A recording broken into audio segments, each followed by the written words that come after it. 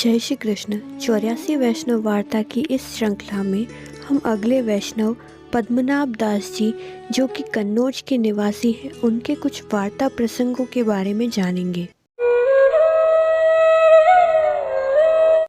एक समय आचार्य श्री महाप्रभु जी कन्नौज पधारे तो पद्मनाभ दास जी भी उनके दर्शन के लिए आए और आचार्य श्री के मुख से भगवत वार्ता का प्रसंग सुना। तब पद्मनाभ दास जी आचार्य श्री से बहुत ही प्रभावित हुए और उन्होंने मन ही मन यह जान लिया कि ये स्वयं साक्षात ईश्वर का स्वरूप है। पद्मनाभ दास जी अपने घर पर ही आसन लगाकर कथा का व्याख्यान किया करते थे और बहुत सारे वैष्णव उन्हें सुनने के लिए आते थे। इस हेतु उन्हें किसी के भी घर पर दक्षिणा के लिए नहीं जाना पड़ता था और उनका जीवन क्रम इसी प्रकार से चल रहा था। और इसी क्रम में उन्होंने जब से आचार्य श्री के मुख से भगवत कथा का प्रसंग सुना, तब से वे आचार्य श्री की शरण में जाने हेतु उत्सुक थे। तब पद्मनाभ दास जी आचार्य श्री के पास आए और उनसे नाम दान प्राप्त किया। आचार्य श्री दामोदर दास जी संबड़वाला के घर पर विराजमान थे। उत्थापन का समय था और आचार्य श्री ने अपनी पोथी खोली।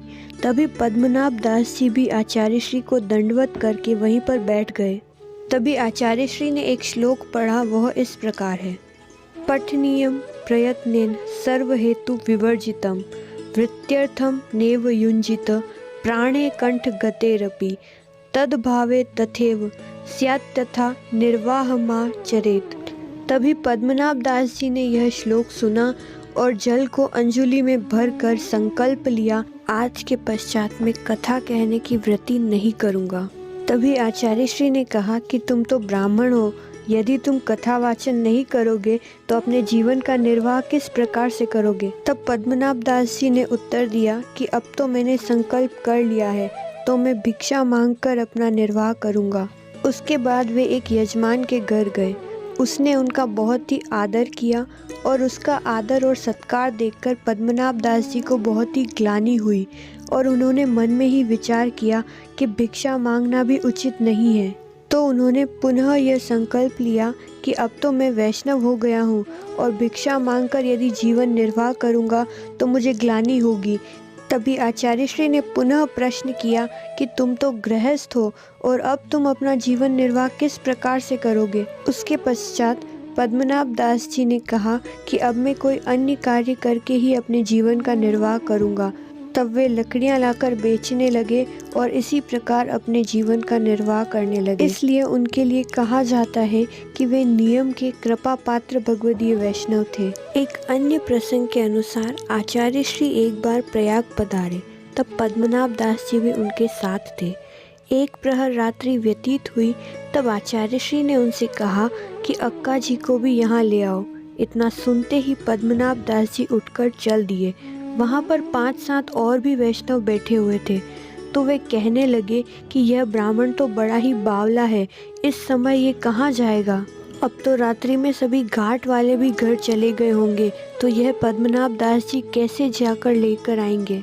रात्रि में इस समय तो घाट पर एक भी नाव उपलब्ध नहीं होगी।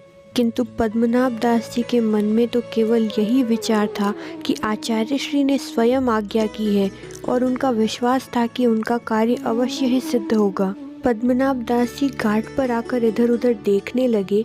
इतने में ही उन्हें एक लड़का, जिसकी उम्र कोई 10 वर्ष होगी, छोटी नाव लेकर आते हुए दिखा और उसने सामने से पद्मनाभ दास जी से सवाल किया कि क्या तू पार जाएगा। तब पद्मनाभ दास जी ने कहा, हाँ हाँ जाऊंगा। उस लड़के ने जल्द ही पद्मनाभ दास जी को नदी के उस पार उतार दिया और पुनः प्रश्न किया कि दोबारा लौटकर चलोगे।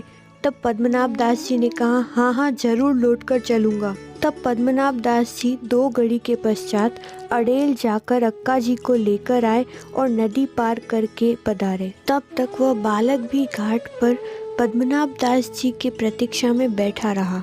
जब पद्मनाभ दास जी ने पार उतरकर घाट पर पीछे मुड़कर देखा तो उन्हें ना तो वह नाव नजर आई और न ही वह बालक नजर आया। उसके पश्चात पद्मनाभ दास जी आचार्य श्री के समक्ष पधारे। तब आचार्य श्री ने उन्हें जाकर सोने की आज्ञा दी। जब पास में ही सो रहे अन्य वैष्णवों ने पद्मनाभ दास जी से पूछा कि तुम किस प्रकार से जाकर आए, तब उन्होंने सब समाचार उन्हें सुना दिए। तब एक वैष्णव ने उनसे कहा कि पद्मनाभ दास जी, आपने तो ठाकुर जी को बहुत ही श्रम कराया है। और जब वैष्णवों ने आचार्य श्री से पूछा कि महाराज, पद्मनाभ दास ने तो श्री ठाकुर जी को बहुत ही श्रम करवाया, तब आचार्य श्री ने कहा कि यह जो भी हुआ है मेरी इच्छा से हुआ है। इसलिए कहा जाता है कि यदि हम प्रभु और आचार्य श्री के चरणों में अपना सर्वस्व समर्पित कर दें और उन्हीं के शरणागत हो जाएं, तो प्रभु हर समय हमारे लिए उपस्थित रहते हैं और आचार्य श्री की कृपा भी बनी रहती है।